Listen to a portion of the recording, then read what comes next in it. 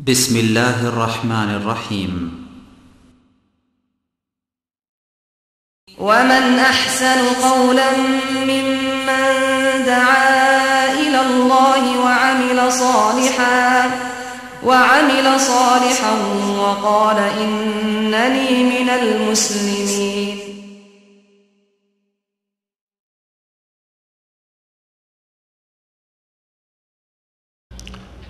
السلام عليكم ورحمة الله وبركاته. إن الحمد لله نحمده ونستعينه ونستغفره ونعوذ بالله من شرور أنفسنا ومن سيئات أعمالنا. من يهده الله فلا مضل له ومن يضلله فلا هادي له، وأشهد أن لا إله إلا الله وحده لا شريك له، وأشهد أن محمدا عبده ورسوله. يا أيها الذين آمنوا اتقوا الله حق تقاته ولا تموتن إلا وأنتم مسلمون.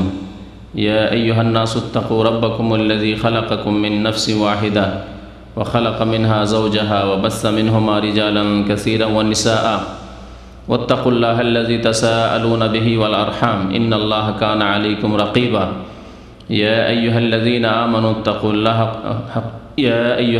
آمنوا اتقوا الله وقولوا قولا سديدا يصلح لكم أعمالكم ويغفر لكم ذنوبكم، ومن يطع الله ورسوله فقد فاز فوزا عظيما. أما بعد، فإن خير الحديث كتاب الله، وخير الهدي هدي محمد صلى الله عليه وسلم، وشر الأمور محدثاتها، وكل محدثة بدعة، وكل بدعة ضلالة، وكل ضلالة في النار. أعوذ بالله من الشيطان الرجيم. بسم الله الرحمن الرحيم. يا أيها الذين آمنوا كتب عليكم الصيام كما كتب على الذين من قبلكم لعلكم تتقون أياما معدودات، فمن كان منكم مريضا أو على سفر فعدة من أيام أخر، وعلى الذين يطيقونه فدية طعام مسكين، فمن تطوع خيرا فهو خير له، وأن تصوموا خير لكم إن كنتم تعلمون. شهر رمضان الذي أنزل فيه القرآن هدى للناس وبينات من الهدى والفرقان، فمن شهد منكم الشهر فليصم، ومن كان مريضا أو على سفر فعدة من أيام أخر. يريد الله بكم اليسر ولا يريد بكم العسر، ولتكملوا العدة ولتكبروا الله على ما هداكم ولعلكم تشكرون. মহান আল্লাহর সমস্ত প্রশংসা, যে আল্লাহ রাব্বুল আলামিন আমাদেরকে সৃষ্টি করেছেন একমাত্র তাঁর ইবাদত বন্দেগীর জন্য। সে আল্লাহরই যাবতীয় প্রশংসা, যিনি আমাদেরকে বিভিন্ন প্রকারের ইবাদত বন্দেগীর মাধ্যমে তার সন্তুষ্টি অর্জনের পথ দেখিয়েছেন। দরুদ ও সালাম নাজিল হোক প্রিয় নবী মুহাম্মদ রাসূলুল্লাহ সাল্লাল্লাহু আলাইহি সাল্লামের প্রতি, যিনি একমাত্র আল্লাহ রাব্বুল আলামিনের মনোনীত রাসূল, মনোনীত বান্দা, যার ইত্তিবা করা, যার অনুসরণ করা মহান আল্লাহ ফরজ করেছেন, যার পথের পথিক হওয়া আল্লাহ রাব্বুল আলামিনের ইবাদত বন্দেগীর জন্য একটি অন্যতম শর্ত। আল্লাহুম্মা সাল্লি আলাইহি আল্লাহুম্মা বারিক আলাইহি। আজকে শাবান মাসের 19 তারিখ, তাই না? শাবান মাসের 19 তারিখ, তার মানে আর মাত্র 10 দিন রয়েছে, অথবা 11 দিন। তারপরে আসছে রমজানুল মুবারক। রমজান মাসে আমাদের ইসলামিক সেন্টারের যে বড় প্রোগ্রামটি হবে সেটি হচ্ছে ইফতার ক্যাম্পের প্রোগ্রাম। আর এখানকার প্রোগ্রাম তারাবির পরে সাধারণত হালকা হয়ে যায়, যদিও চলবে ইনশাআল্লাহ তাআলা বিশেষ কিছু আলোচনা বা কোর্স, তবে অল্প সংখ্যক লোক আসতে পারেন রমজান মাসে রাত্রে অনেকের ডিউটি থাকার কারণে। এর আগে তাই দেখা গিয়েছে। আর সবচাইতে বড় যে সমাবেশ বা মানুষের ইজতেমা, তা হচ্ছে আমাদের ইফতার ক্যাম্পে। প্রায় 1000-এর বেশি, 1000 থেকে 1200 বাংলাদেশি আমাদের ইফতার ক্যাম্পে দাম্মামে উপস্থিত হন। দাম্মাম জাওয়াজাত পাসপোর্ট অফিসের পিছনে। আর আলহামদুলিল্লাহ 8 বছর থেকে প্রায় চলে আসছে ইফতার ক্যাম্প। এই ইফতার ক্যাম্পের বৈশিষ্ট্য হচ্ছে যে এখানে প্রায় ঘণ্টাখানেক আসর পর মাগরিবের আগে ইফতারের পূর্বে দিনী আলোচনা হয় বিষয়ভিত্তিক, বিশেষ করে আম্বিয়া কেরামদের জীবনী, রাসূলুল্লাহ সাল্লাল্লাহু আলাইহি ওয়াসাল্লামের জীবনী, আকীদা তাওহীদ এবং গুরুত্বপূর্ণ মাসলা মাসাইল সম্পর্কে বিশেষ বিষয় নিয়ে প্রতিদিন এক একটি বিষয়ের ওপর আলোকপাত করা হয়। রমজান মাস আসার পূর্বে এই রমজানুল মুবারক সম্পর্কে, রমজানুল মুবারকের ইবাদত বন্দেগী সম্পর্কে, এই মুবারক রমজানের করণীয় সম্পর্কে আমাদের প্রত্যেক মুসলিমকে সচেতন হওয়া উচিত বা জ্ঞান হাসিল করা উচিত। আলহামদুলিল্লাহ আমাদের জ্ঞান রয়েছে, তবে এই জ্ঞান চর্চা করা উচিত, এ সম্পর্কে স্মরণ করিয়ে দেওয়া উচিত, উপদেশ দেওয়া উচিত, যে সম্পর্কে মহান আল্লাহ রাব্বুল আলামিন ইরশাদ করেছেন, ওয়াযাক্কির ফাইন্না যিকরা তানফাউল মুমিনিন। তুমি স্মরণ করিয়ে দাও হে নবী করিম সাল্লাল্লাহু আলাইহি সাল্লাম। ওয়াযাক্কির মানে স্মরণ করিয়ে দেওয়া হচ্ছে শাব্দিক অর্থ, যদিও ভাব অর্থ আমাদের দেশের অনুবাদকরা করে থাকে যে উপদেশ দান করো। কারণ যে ব্যক্তি স্মরণ করায় দ্বীনের কথা, যে ব্যক্তি স্মরণ করায় আল্লাহর কথা, যে ব্যক্তি স্মরণ করায় রাসূলুল্লাহ সাল্লাল্লাহু আলাইহি ওয়াসাল্লামের সুন্নতের কথা, সেই ব্যক্তি উপদেশই দিয়ে থাকে। এই জন্য ভাব অর্থ উপদেশ করা হয়, কিন্তু আসলে স্মরণ করার অর্থ রয়েছে। ওয়াযাক্কির তুমি স্মরণ করিয়ে দাও বা উপদেশ দান করো, কারণ উপদেশ বা স্মরণ করালে মুমিনদের উপকার হয়। তানফাউল মুমিনিন, মুমিনদের উপকার হয়। তাহলে ঈমানদার যারা আল্লাহর দিকে ধাবিত, গাফিলতি আসতে পারে, এই গাফিলতিকে দূর করার জন্য স্মরণ করিয়ে দেওয়া, অলসতা অবহেলা যাতে করে না আসে সেই জন্য স্মরণ করিয়ে দেওয়া বা উপদেশ দেওয়া, এ হচ্ছে আল্লাহ রাব্বুল আলামিনের আদেশ প্রিয় নবী সাল্লাল্লাহু আলাইহি ওয়াসাল্লামকে। সুতরাং আমাদের দিন সম্পর্কে, বিশেষ করে সামনে রয়েছে রমজান বা সিয়াম, রোজা রমজান সম্পর্কে যদিও জানা থাকে, তবে প্রত্যেকের স্মরণ করার প্রয়োজন রয়েছে এবং একে অন্যকে স্মরণ করানোর প্রয়োজন রয়েছে। এই জন্য আজকে রমজানুল মুবারক সম্পর্কে, তার কিছু ফজিলতের কথা এবং বিশেষ করে রমজান মাসে আমাদের করণীয় কি, এ সম্পর্কে আলোচনা করব। আসল আলোচনা শুরু করার পূর্বে এই যে কয়দিন রয়ে গেছে, সেই কয়দিন সম্পর্কে নবী করিম সাল্লাল্লাহু আলাইহি ওয়াসাল্লামের কি দিক নির্দেশনা রয়েছে। রমজান মাস আসার পূর্বে যে শাবান মাসের কয়েকদিন থেকে গেছে, এ সম্পর্কে নবী করিম সাল্লাল্লাহু আলাইহি ওয়াসাল্লাম কি বলেছেন। এই ক্ষেত্রে নবী করিম সাল্লাল্লাহু আলাইহি ওয়াসাল্লামের ইরশাদ রয়েছে একটি হাদিসে যে রমজান শুরু হওয়ার একদিন অথবা 2 দিন পূর্বে তোমরা রোজা রাখবে না। লা তাকাদ্দামু রমাদানা বিসাওমি ইয়াউমিন আও ইয়াউমাইন, রমজানের একদিন অথবা 2 দিন পূর্বে তোমরা রোজা রাখবে না, নিষেধ করেছেন নবী করিম সাল্লাল্লাহু আলাইহি ওয়াসাল্লাম। বিভিন্ন উদ্দেশ্যে রাখতে পারে, বিভিন্ন লোকের বিভিন্ন উদ্দেশ্য থাকতে পারে। কারো উদ্দেশ্য থাকতে পারে, যেমন ভাষ্যকারগণ, হাদিসের যারা পণ্ডিত, তারা লিখেছেন যে নবী করিম সাল্লাল্লাহু আলাইহি ওয়াসাল্লাম এই নিষেধাজ্ঞা কেন করেছেন। হতে পারে কারো মনে আসতে পারে যে রমজানের সম্মানার্থে আগে থেকে আমরা রোজা রাখা শুরু করি। যেমন বিশেষ অতিথি যদি আসে, তাহলে আপনি নিজের বাড়িতে বসে তাকে কি করেন, অভ্যর্থনা জানান না, হ্যাঁ কি করেন, বাড়ির বাইরে চলে যান। বরং যদি আরো বিশেষ যদি স্পেশাল গেস্ট হয়, তাহলে গ্রামের বাইরে চলে যান, বরং স্টেশনে চলে যান, বরং আপনি এয়ারপোর্টে চলে যান তাকে রিসিভ করার জন্য। যান নাকি? হ্যাঁ, বিদেশি মেহমান যদি আপনার বাড়ি আসে, তাহলে আপনি এয়ারপোর্টে গিয়ে তাকে রিসিভ করবেন, তাকে অভ্যর্থনা জানাবেন।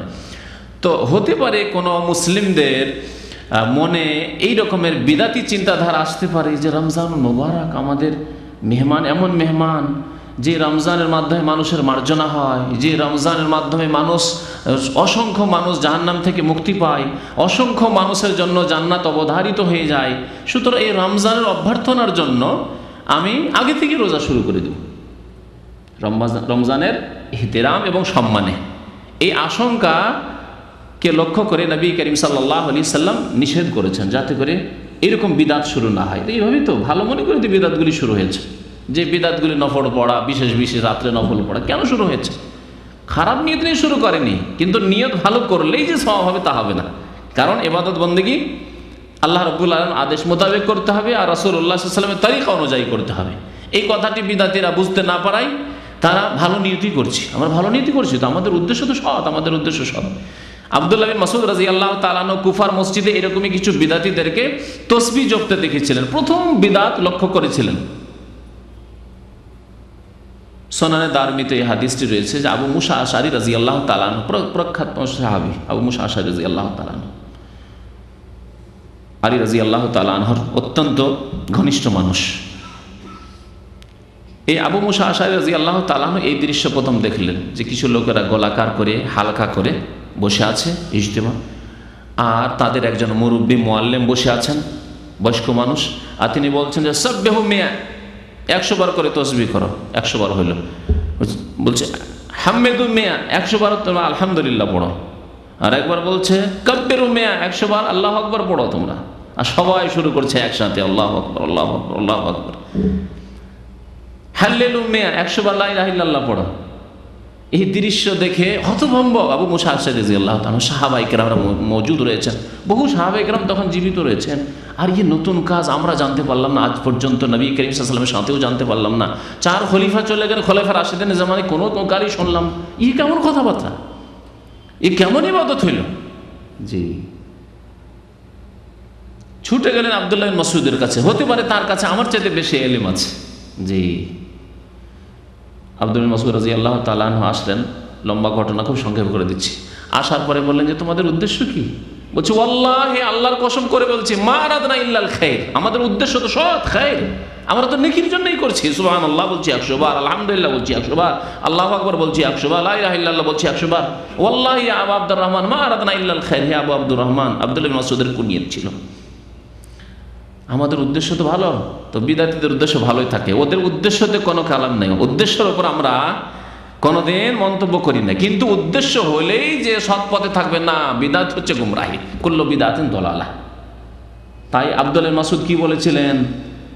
উত্তরে কি বলেছিলেন? ওয়া কাম মিন মুরিদিন লিল খায়রি লা ইউদরিকুহু, বহু মানুষ রয়েছেন যারা কল্যাণকামী কিন্তু কল্যাণে পৌঁছে না, কল্যাণে পৌঁছিতে পারে না। মঙ্গল কামনা করে কিন্তু মঙ্গলে পৌঁছিতে পারে না, ভালাই কামনা করে কিন্তু ভালাই পৌঁছিতে পারে না। লা ইউদরিকুহু, পায় না ভালাই। তো কথা হচ্ছে যে এই উদ্দেশ্যে কেউ শুরু করতে পারে, তাই নবী করিম সাল্লাল্লাহু আলাইহি ওয়াসাল্লাম সতর্কতামূলক আগে নিষেধ করে দিচ্ছেন। আর এই দিনগুলি সন্দেহের দিন, এই দিনগুলিকে নবী করিম সাল্লাল্লাহু আলাইহি ওয়াসাল্লাম সন্দেহের দিন, ইয়াউমুশ শাক বলে আখ্যায়িত করেছেন। সন্দেহের দিন মানে কি? সন্দেহ মানে শাবানের শেষ দিনও হতে পারে, আবার রমজানের প্রথম তারিখও হতে পারে। 30 শাবানের যে দিনটি রয়েছে সেই দিনটি সম্পর্কে এই দুটি সম্ভাবনা আছে কি না? কারণ নবী করিম সাল্লাল্লাহু আলাইহি ওয়াসাল্লাম বলেছেন যে চাঁদের মাস 29 হয় আর 30 হয়, তাহলে শাবান যখন 29 হয়ে গেল তারপরের দিনটি সম্পর্কে দুটি সম্ভাবনা আছে, দুটোর একটা হবে। হতে পারে দেখাতে ভুল হতে পারে, চাঁদ দেখায় ভুল হতে পারে। কেউ এই সন্দেহের কারণে যে আমি এই সন্দেহের ঝামেলায় থাকবো না, আমার যাতে করে রোজা কম না হয়, আমি একদিন আগে থেকে শুরু করবো। চাঁদ দেখার খবর পায় আর না পায়, সরকার ঘোষণা করে আর না করে, অথচ মুসলিম সরকার ঘোষণা করে আর না করে, লোকেরা রোজা রাখুক আর না রাখুক, আমি একদিন আগে থেকে শুরু করে দেবো, যাতে করে কারো যদি রোজা কম হয় আমার কম না হয়। এরকম তো কেউ রাখতে পারে। তাই নবী করিম সাল্লাল্লাহু আলাইহি সাল্লাম নিষেধ করেছেন এবং কঠোরভাবে নিষেধ করেছেন। কি বলেছেন? মান সামা ফিল ইয়াউমিল্লাযী ইউশাক্কু ফীহি, যেই ব্যক্তি সন্দেহের দিনে রোজা রাখবে, অর্থাৎ 29 শাবানের পরে 30 শাবান, যে দিনটি 29 শাবানের পরে চাঁদ দেখা গেল না কিন্তু রোজা শুরু করে দিলাম, এটি হচ্ছে সন্দেহের দিন। ফাকাদ আসা আবুল কাসিম সাল্লাল্লাহু আলাইহি ওয়াসাল্লাম, সেই ব্যক্তি প্রিয় নবী মুহাম্মদুর রাসূলুল্লাহ সাল্লাল্লাহু আলাইহি ওয়াসাল্লাম, যার কুনিয়ত আবুল কাসিম, তার নাফরমানি করলো, বিরুদ্ধাচরণ করলো। তাহলে রোজা রেখেও কি করলো?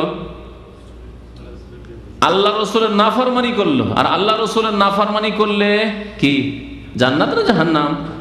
ওয়া মান ইউশাকিকির রাসূল, আল্লাহ কোরআনে ইরশাদ করেছেন, যে ব্যক্তি রাসূলের বিরুদ্ধাচরণ করবে, মিন বাদে মা তাবায়্যানা লাহুল হুদা, তার রাস্তা স্পষ্ট হওয়ার পরে, মানে কোরআন নাজিল হওয়ার পরেও নবী সাল্লাল্লাহু আলাইহি ওয়াসাল্লামের হাদিস আমাদের মাঝে থাকার পরে, ঘরে থাকার পরেও, সমাজে থাকার পরেও, ইসলামিক লাইব্রেরিতে কিতাব থাকার পরেও, নিজের ভাষা জানার সুবিধা থাকার পরেও, মিন বাদি মা তাবায়্যানা লাহুল হুদা ওয়া ইয়াত্তাবি গায়রা সাবিলিল মুমিনিন, এবং মুমিনদের রাস্তা ছাড়া অন্য পথ অবলম্বন করলো, অর্থাৎ সাহাবায়ে কেরাম। মুমিন মানে এখানে কিয়ামত পর্যন্ত ফাসেক মুমিন, বিদআতি মুমিন, মুসলিম তারা নয়, মানে এখানে মুমিন বলে আখ্যায়িত করা হয়েছে কোরআন নাযিল হওয়ার যুগের মুমিন। তারা কারা?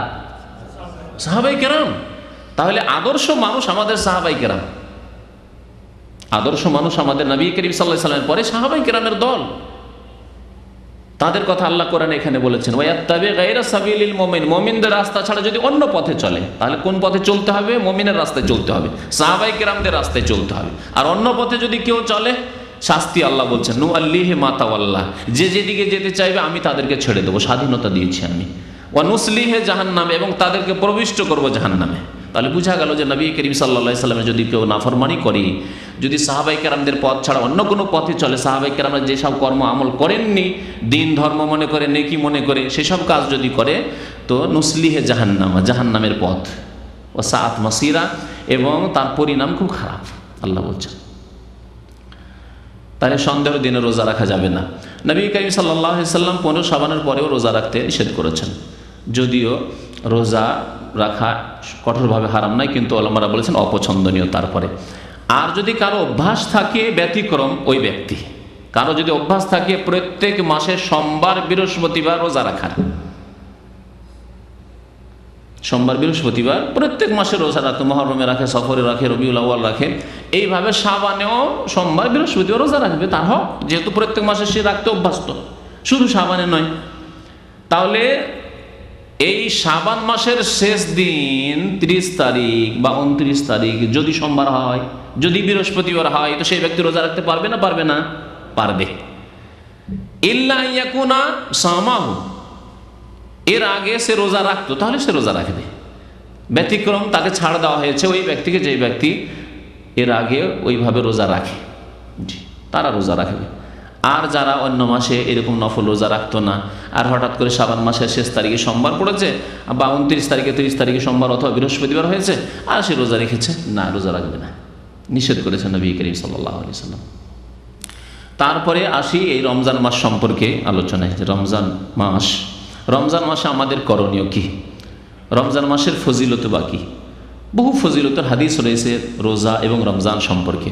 রমজানের ফজিলত সম্পর্কে মহান আল্লাহ রাব্বুল আলামিন সূরা বাকারায় একটি আয়াতে সেদিকে ইঙ্গিত করেছেন, শাহরু রমাদান আল্লাযী উনজিলা ফীহিল কোরআন, রমজান এমন একটি মাস যেই মাসে আল কোরআন আল্লাহ নাজিল করেছেন। উনজিলা ফীহিল কোরআন, কোরআন নাজিল করা হয়েছে।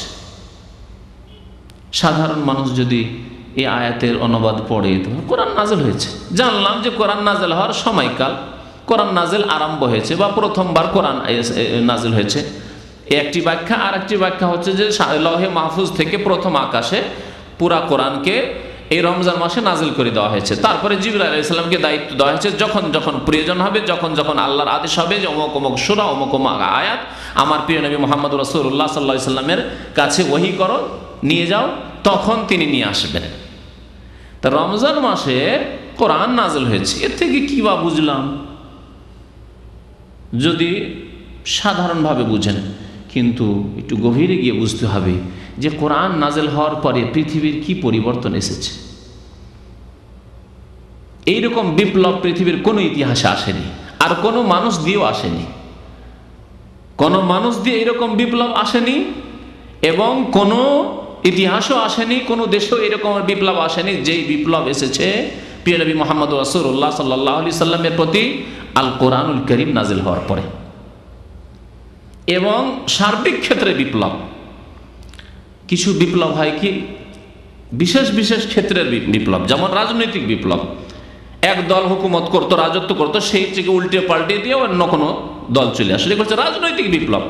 অর্থনৈতিক বিপ্লব, যে অর্থনীতির যে সিস্টেম ছিল, সুদি সিস্টেম ছিল, সেটাকে একবারে ধ্বংস করে দিয়ে বিনা সুদি নিয়ম কানুন শুরু হলো, তাহলে এগুলো হচ্ছে অর্থনৈতিক বিপ্লব। সামাজিক বিপ্লব, সমাজের অবস্থা এক রকমের ছিল, আরেক রকমের, হঠাৎ করে একবারে অন্যদিকে চলতে শুরু হলো সমাজ, তাহলে কিছু সামাজিক বিপ্লব। ব্যক্তি জীবনের বিপ্লব, একজন মানুষ একেবারে খারাপ লোক ছিল, বেনামাজি, ফাসেক, জুয়া খেলতো, শরাব পান করতো, ইত্যাদি ইত্যাদি। তাহলে ব্যক্তি জীবনে তার হঠাৎ করে বিপ্লব, মাশাআল্লাহ দাড়ি ছেড়ে দিয়েছে, মাশাআল্লাহ তাহাজ্জুদ শুরু করেছে, মাশাআল্লাহ 5 ওয়াক্ত নামাজ ফজর নামাজে প্রথম কাতারে হাজির, তাহলে ব্যক্তি জীবনের বিপ্লব। পারিবারিক জীবনের বিপ্লব, কারো পরিবার খুব খারাপ ছিল, পর্দা ছিল না, কিচ্ছু ছিল না, তার বাড়িতে হঠাৎ করে দেখা যাচ্ছে যে বিনা আদেশে প্রবেশ নিষেধ।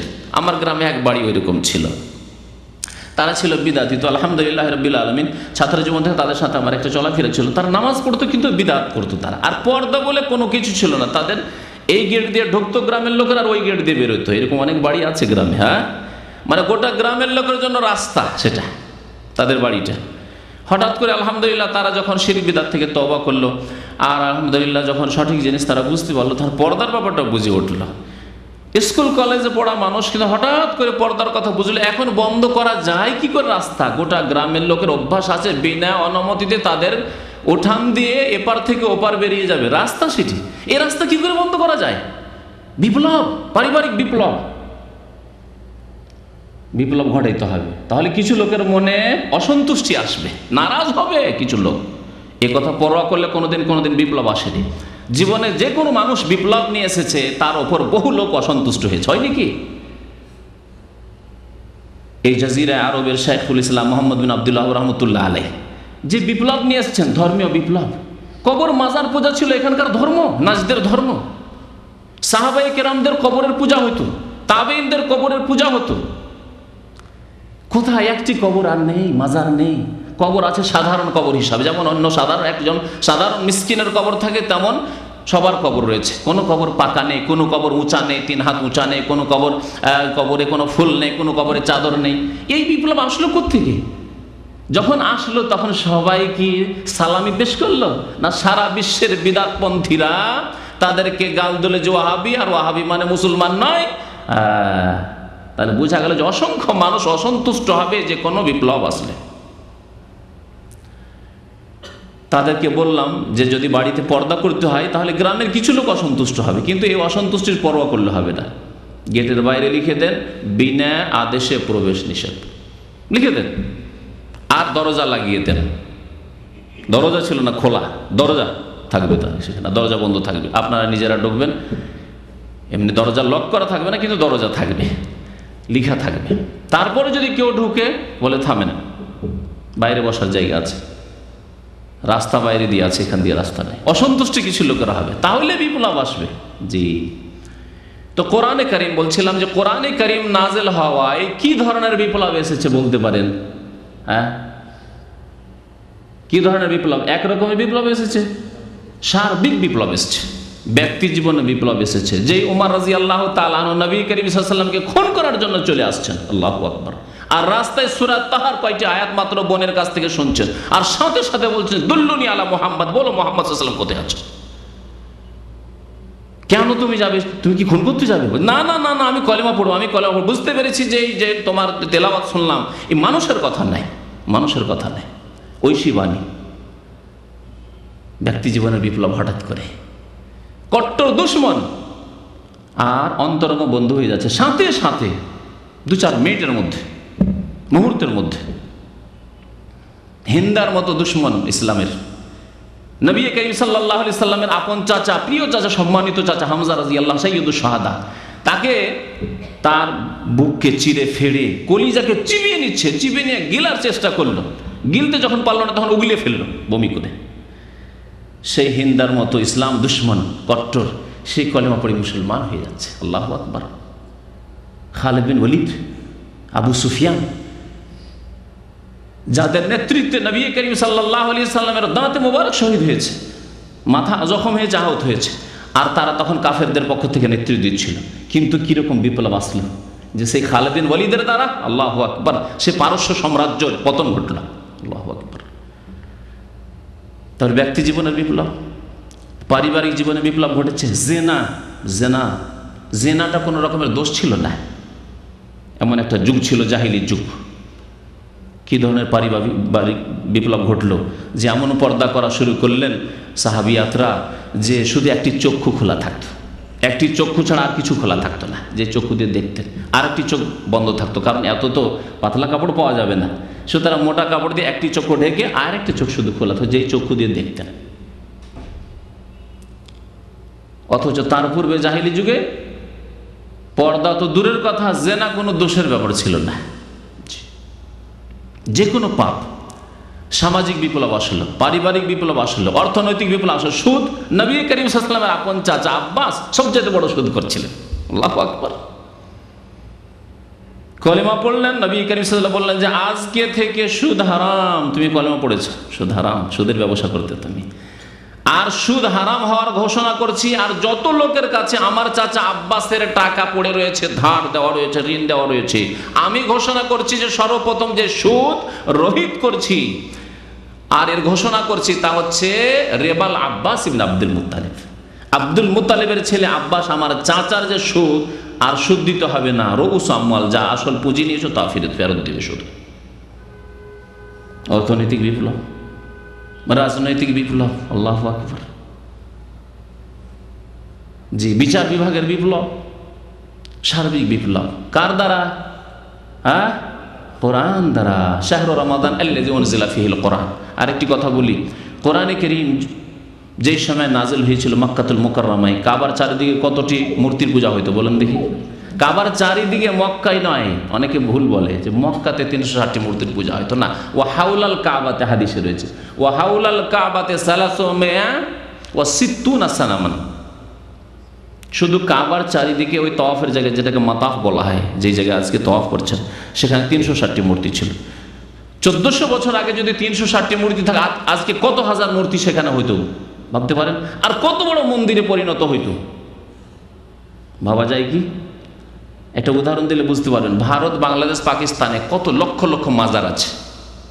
এই মাজারগুলি ইসলাম আসার আগে তৈরি হয়েছে না পরে? পরে।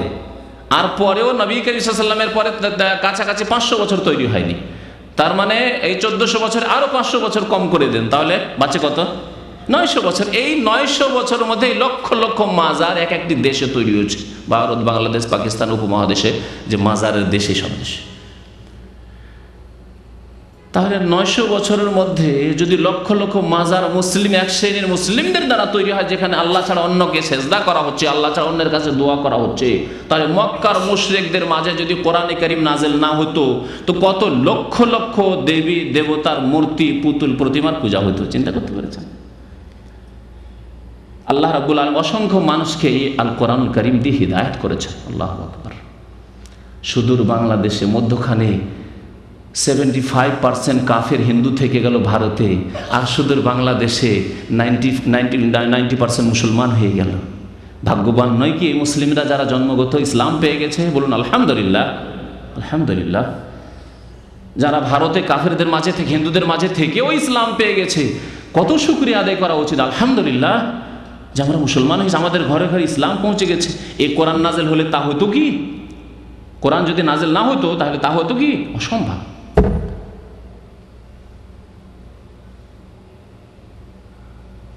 সুদূর ইন্দোনেশিয়া চলে যান, মালয়েশিয়া চলে যান, বরুনাই, দারুস সালাম চলে যান, আরো দূরে দূরে চলে যান। আল্লাহু আকবার।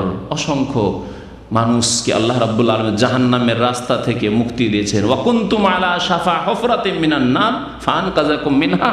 মহান আল্লাহ রাব্বুল আলামিন ইরশাদ করেছেন, মক্কা এবং মদিনার লোকদেরকে বিশেষ করে সম্বোধন করে বলা হয়েছে, আনসারদেরকে, মুহাজিররাও ছিলেন। ওয়া কুনতুম আলা শাফা হুফরাতিন মিনান নার, তোমরা জাহান্নামের তটে পৌঁছেই গিয়েছিলে।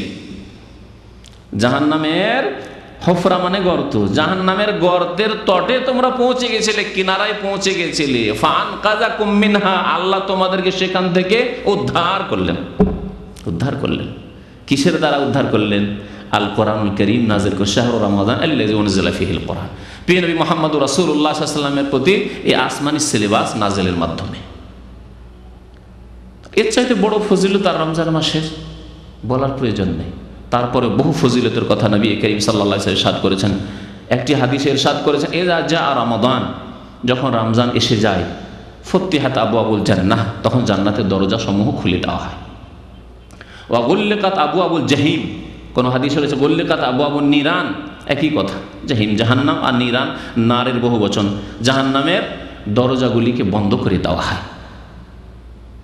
আর তার একটিও দরজা খোলা হয় না, ওয়ালাম ইফতাহ মিনহা বাব। আর কি করা হয়, ওয়াসুফিদাতি শায়াতিন, শয়তানকে শিকলাবদ্ধ করে দেওয়া হয়। অন্য হাদিসে রয়েছে মারাদাতুল জিন, জিনদের মধ্যেকার যেগুলি মারদুদ বিতাড়িত জিন, দুষ্ট প্রকৃতির জিন, সেই জিনগুলিকে বেঁধে দেওয়া হয় যাতে করে মুমিন মুসলিমদেরকে গোমরাহ না করতে পারে, পথভ্রষ্ট না করতে পারে।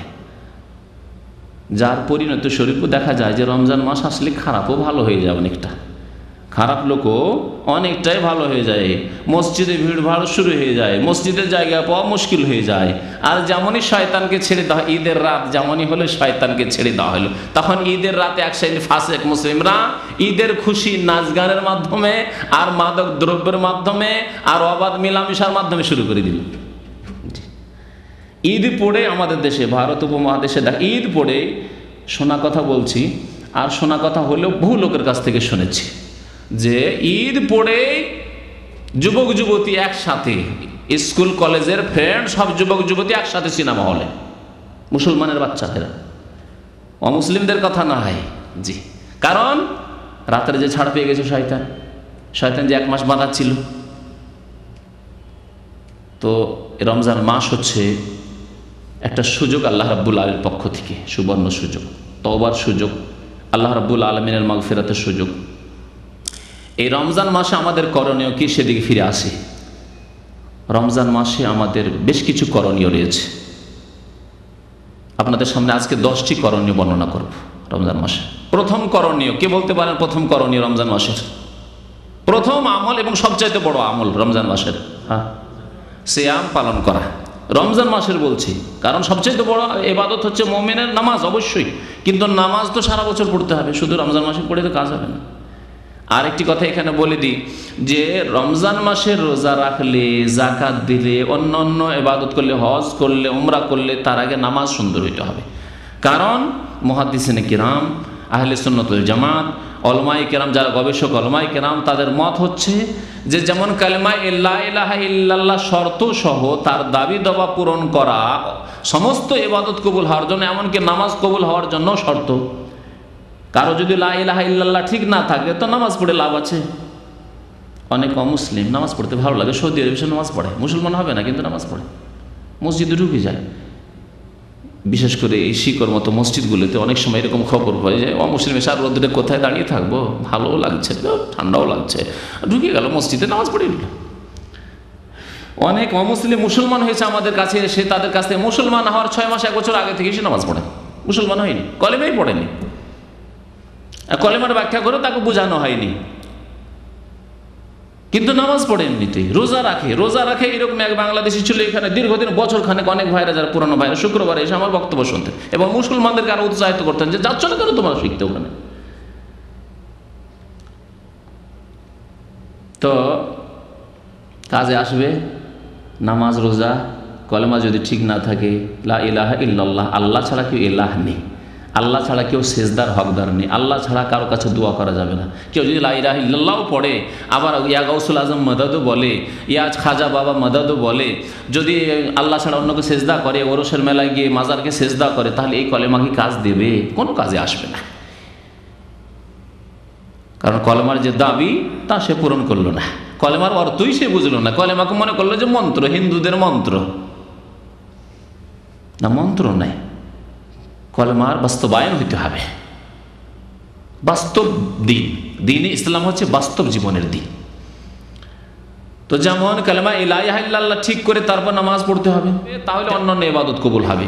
কারো যদি নামাজ না থাকে, আধা নামাজি, খেয়াল খুশি নামাজি আর রোজা রাখে, আর বহু মুসলমানদের অবস্থা এরকম, নামাজ পড়ে কিন্তু মাঝে মাঝে পড়ে না, যখন পড়লো না, চলে গেল, ঘুমিয়ে গেছে, চলে গেল, ফজর নামাজ পড়লো না বা কোনো ওয়াক্ত পড়লো না, কিন্তু রোজা রাখে। বহু মানুষ আছে রোজা রাখে। আমাদের দেশে মহিলাদের এই রোগ আছে, কিন্তু বহু মহিলা দোয়া কালাম জানে না, গ্রাম অঞ্চলে নামাজ পড়ে না, কিন্তু রোজা মহিলাকে কোনোদিন ছাড়তে দেখা যায় না। আমাদের দেশে মহিলাদেরকে রোজা ছাড়তে কোনোদিন আমি দেখিনি বা শোনেনি, কিন্তু নামাজ ম্যাক্সিমাম মহিলা নামাজ পড়ে না, মুসলিম মহিলারা ভারত উপমহাদেশ। তাহলে এইরকম রোজা অনেক হাজি সাহেবেরা, বিশেষ করে সৌদি আরবের হাজি সাহেব, মানে প্রবাসী হাজি, যারা প্রবাসী হাজি কাজকর্ম করতে এসে যারা হাজি হয়েছে আর উমরা করেছে, তাদের অধিকাংশই বেনামাজি, কারণ অধিকাংশ সংখ্যা মুসলমানদের নামাজি, আর এরা এসছে তখন উমরা করবে, হজ করবে, হজও করেছে, আবার নামাজও পড়ে না। তাহলে এই রকমের হজ কোনো কাজে আসবে না, কারণ ফাউন্ডেশন নেই। তার ফাউন্ডেশন হচ্ছে কালেমার পরে নামাজ। এগুলো হলো মূল স্তম্ভ, ঘরের মূল স্তম্ভ থাকতে হবে। দিন ইসলামের মূল স্তম্ভ নাই তো বাকিগুলো কোনো কাজে আসবে না, বেকার। তাহলে রমজান মাসে রোজা সবচেয়ে বড় ইবাদত, নামাজ, কালেমা লা ইলাহা ইল্লাল্লাহর পরে নামাজ ঠিক করার পরে সবচেয়ে বড় ইবাদত। কারণ ফরজ ইবাদত সবচেয়ে বড় ইবাদত। যতই নফল ইবাদত করেন না কেন, ফরজ ইবাদতের সাথে কোনো ইবাদতের তুলনা নেই। একটি উদাহরণ দিয়ে বলি, একজন মানুষ তাহাজ্জুদ পড়ে, আর আরেকজন মানুষ তাহাজ্জুদ পড়ে না, কিন্তু একটি ফরজ নামাজ ছাড়ে না। জোহরের নামাজ ধরো, দিনের নামাজ, জোহরের নামাজ আর তাহাজ্জুদের নামাজ। তাহাজ্জুদ আমার রাতের অন্ধকারে খুব ডাকলেন আল্লাহকে, খুব কাঁদলেন আল্লাহর সামনে, একাই নির্জনে, কোনো মানুষ জানতে পারলো না, একবার ইখলাসের সাথে, নিষ্ঠার সাথে, লুকিয়ে লুকিয়ে। ইখলাস রয়েছে এতে ইবাদতে, কিন্তু নফল ইবাদত, অতিরিক্ত ইবাদত, নবী করিম সাল্লাল্লাহু আলাইহি ওয়াসাল্লামের সুন্নাত এবং অতিরিক্ত ইবাদত। আর ফরজ ইবাদত মানে আপনাকে করতেই হবে, আপনাকে মুসলিম থাকার জন্য। তাহলে যেই ব্যক্তি ফরজ নামাজ জোহর পড়ে যেই নেকিটা পেল, সেই নেকি তাহাজ্জুদের নেকির তুলনায় অনেক বেশি, অনেক বেশি, যার পরিমাণ আল্লাহ রাব্বুল আলামিন বেশি জানেন। তাহলে সবচাইতে বড় ইবাদত রমজানুল মুবারাকের হচ্ছে সিয়াম পালন করা, রোজা রাখা। মহান আল্লাহ ইরশাদ করেছেন এই রোজার ফরজিয়াত সম্পর্কে, ফরজ হওয়া সম্পর্কে, ইয়া আইয়ুহাল্লাযীনা আমানু, হে ঈমানদার মানুষেরা, কুতিবা আলাইকুমুস সিয়াম, তোমাদের ওপর রোজাকে বিধিবদ্ধ করা হয়েছে, ফরজ করা হয়েছে। কুতিবা মানে ফরজা, ফরজ করা হয়েছে। কামা কুতিবা আলাল্লাযীনা মিন ক্বাবলিকুম লাআল্লাকুম তাত্তাকুন, এর পূর্বেও আগের জাতি, আগের উম্মতদেরও জন্য রোজার বিধান ছিল, যদিও তার নিয়ম কানুনে পার্থক্য ছিল, সংখ্যায় সময়ে পার্থক্য ছিল, কিন্তু রোজা ছিল আদিকাল থেকে। আল্লাহ রাব্বুল রোজার বিধান মানুষকে দিচ্ছেন। লাআল্লাকুম তাত্তাকুন, এর মাধ্যমে তোমরা সংযত হতে পারবে, এর দ্বারা তোমরা ট্রেন হয়ে সত্যিকার মুসলিম হতে পারবে, আল্লাহ ভীরুতা আসবে, পাপ থেকে বাঁচার যোগ্যতা আসবে। এই যে পাপ থেকে বাঁচার যোগ্যতা, তাকওয়া, এই রোজার মাধ্যমে আসে। সত্যিকার রোজা যদি রোজার মতো রাখে, সিয়াম যদি পালন করে আল্লাহর সন্তুষ্টির জন্য আর পরকালের নাজাতের জন্য, তাহলে একজন মানুষ, সামান্য একটি উদাহরণ দিয়ে বলছি, যদিও সামান্য নয় কারণ হারাম এটি ইসলামে, সিগারেট খাওয়া বা বিড়ি খাওয়ার কারো অভ্যাস, ধূমপান করা অভ্যাস ছিল। রোজা রাখা অবস্থায় কোনো মতেই সে বিড়ি সিগারেট পান করবে না, তাই কি না? সারাদিন আপনি এত নিজেকে কন্ট্রোল করে রাখলেন, ধৈর্য ধারণ করে থাকলেন, যদিও আপনাকে মানসিক কষ্ট হচ্ছিল, কারণ বদঅভ্যাস হয়ে গেছে, তো বদঅভ্যাস হয়ে গেছে আপনার নেশা করার, সেই জন্য থাকতে খুব কষ্ট লাগছে, কিন্তু তারপরেও আপনি রোজার জন্য সমস্ত ত্যাগ স্বীকার করেন। না, আমি বিড়ি দিলেও আপনি বিড়ি পান করবেন না, আপনাকে সিগারেট দিলেও সিগারেট পান করবেন না, টাকাও তার সাথে যদি দেওয়া যায়, সিগারেট দিচ্ছি তোমাকে 500 রিয়ালও দিচ্ছি, পান করবেন একজন মুসলিম? সিগারেট খাওয়া বদ অভ্যাস আছে, গুনাহ করা অভ্যাস, তারপরেও কেন আল্লাহর ভয় আছে রোজা রাখবো আমি। তাহলে সারাদিন যখন 12 ঘন্টা আপনি ধৈর্য ধারণ করতে পারলেন, তার 2-4-5 ঘন্টা ধৈর্য ধারণ করার পর ঘুমিয়ে যেতে পারবেন না, আর তারপরে সাহরি খেয়ে নিলে তারপর আবার হারাম হয়ে গেল। তাহলে এইভাবে আপনাকে এই যে সিগারেট পান করা, ধূমপান করার মতো গুনাহ থেকে আপনাকে কি করলো? বাঁচার যোগ্যতা আপনার মধ্যে তৈরি করে দিল এই রোজা। লাআল্লাকুম তাত্তাকুন, এই একটি উদাহরণ। এইভাবে যত রকমের গুনাহ রয়েছে, যখনই আপনি গুনাহটি করতে যাচ্ছেন বা অন্তরে আসছে পাপ করা অভ্যাস ছিল, তখনই আপনার বিবেক বাঁধাচ্ছে, রোজার অবস্থায় আছি, মিথ্যা কথা বলবো, রোজার অবস্থায় আছি আর ঘুষ নেবো, পকেটে ঘুষ ঢুকাবো, হারাম খাবো রোজার অবস্থায়, রোজার অবস্থায় আছি আর আমি সুদ খাবো, হয়তো সুদের ব্যবসায়, রোজার অবস্থায় আর আমি কোনো মহিলার সাথে নাজায়েজ কথাবার্তা বলবো, যে ও বদ অভ্যাসটি ছিল এর আগে। তাহলে লাআল্লাকুম তাত্তাকুন, এইভাবে ধীরে ধীরে ধীরে ধীরে এই রমজান মাসে রোজা রাখবে আর তোমার মধ্যে তাকওয়া চলে আসবে। রোজা হচ্ছে সবচাইতে বড় ইবাদত। তারপরে দ্বিতীয় ইবাদত কি? রমজান মাসের যে ইবাদত শুধু রমজান মাসে হয়, রমজান মাসের কথাই নবী করিম সাল্লাল্লাহু আলাইহি ওয়াসাল্লাম বলেছেন বিশেষ করে। কিয়ামুল লাইল, কিয়ামে রমাদান। কিয়ামুল লাইল তার নাম কিয়ামে রমাদান, তার নাম হচ্ছে তারাবি। তারাবি নামটি পরবর্তীকালে শুরু হয়েছিল সাহাবায়ে কেরামদের শেষ জামানায় বা তাবেঈনদের যুগে। তারবিহা থেকে মানে বিরতি দেওয়া, দীর্ঘক্ষণ ধরে নামাজ পড়তেন। নামাজ তো সেই যুগের লম্বা হইতো, সেই কোয়ালিটির নামাজ তো আর পৃথিবীতে নেই। মা আয়েশা রাদিয়াল্লাহু তাআলা আনহা বলছেন যে নবী করিম সাল্লাল্লাহু আলাইহি ওয়াসাল্লাম 11ই পড়তেন, কিন্তু তার কোয়ালিটি কেমন ছিল জানো? গতকালকে খবরে বক্তব্য ছিল, তাই এই কথাটি বলছিলাম যে একটা হচ্ছে কোয়ালিটি, আর এখানেও বলি মাঝে মাঝে আপনাদেরকে, একটা হচ্ছে কোয়ালিটি আর একটা হচ্ছে কোয়ান্টিটি, পরিমাণ, তাই না?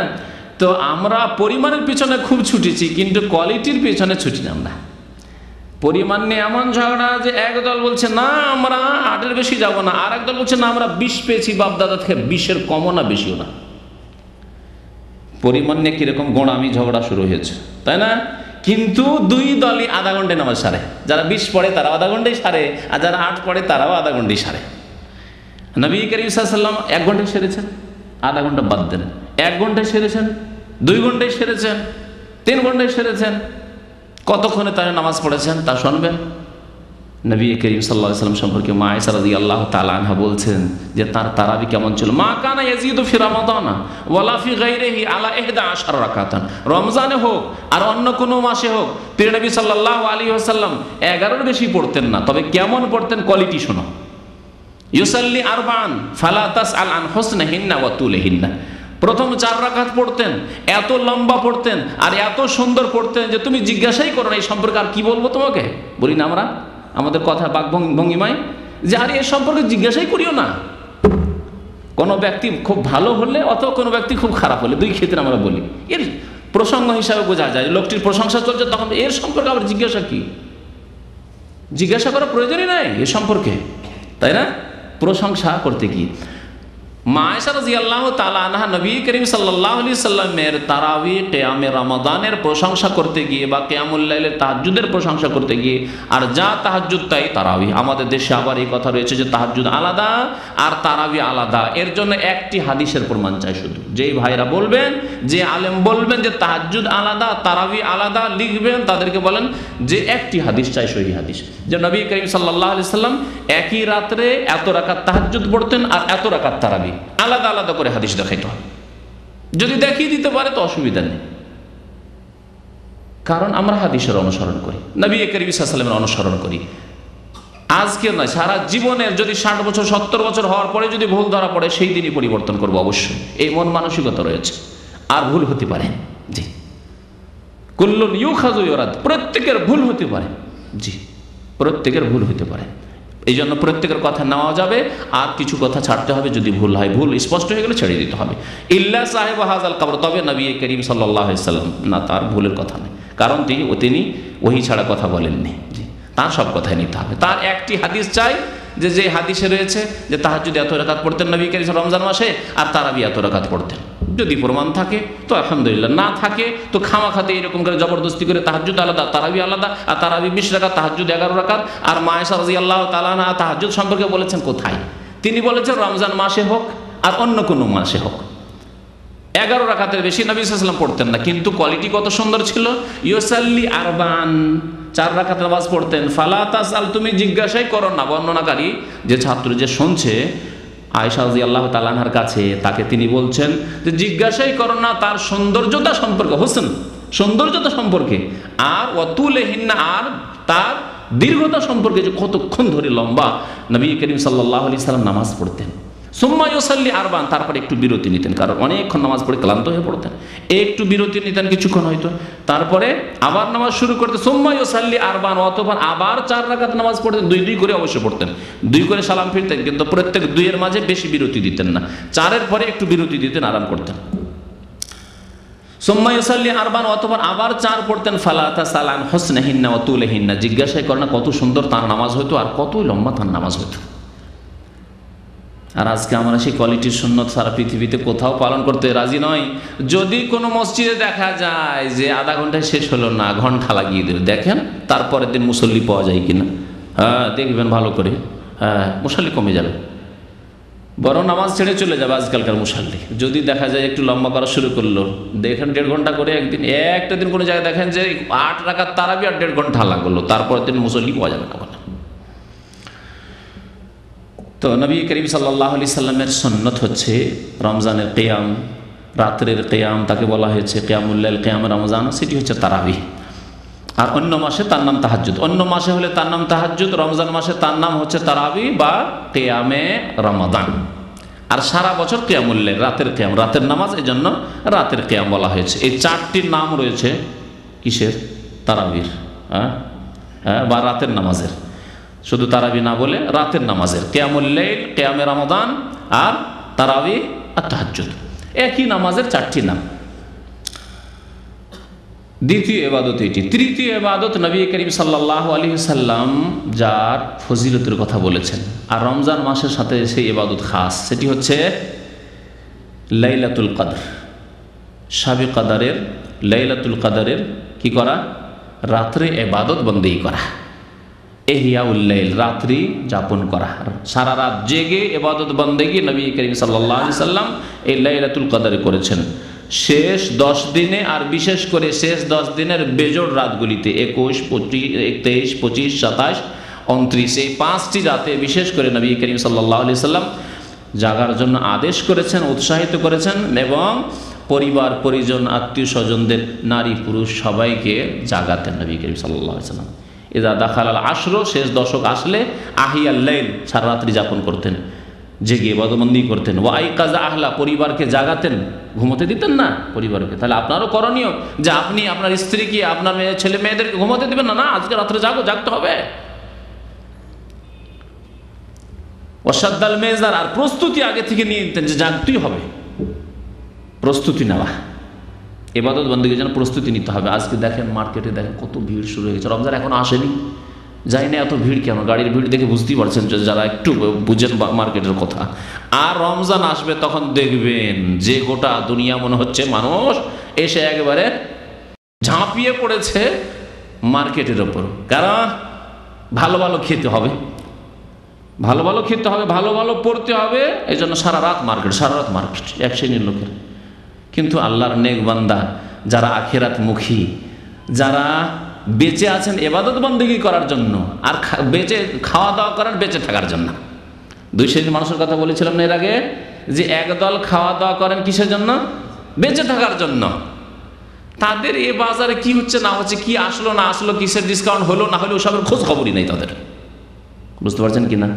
আর আরেক দল বেঁচে থাকে খাওয়ার জন্য, তাদের কোন সুপার মার্কেটে কোন জিনিসের ডিসকাউন্ট হয়েছে আর স্পেশাল অফার এসছে, দেখেন সেখানে ঘোরাঘুরি শুরু করছে, কেনাকাটা থাক আর না থাক ঘোরাঘুরি।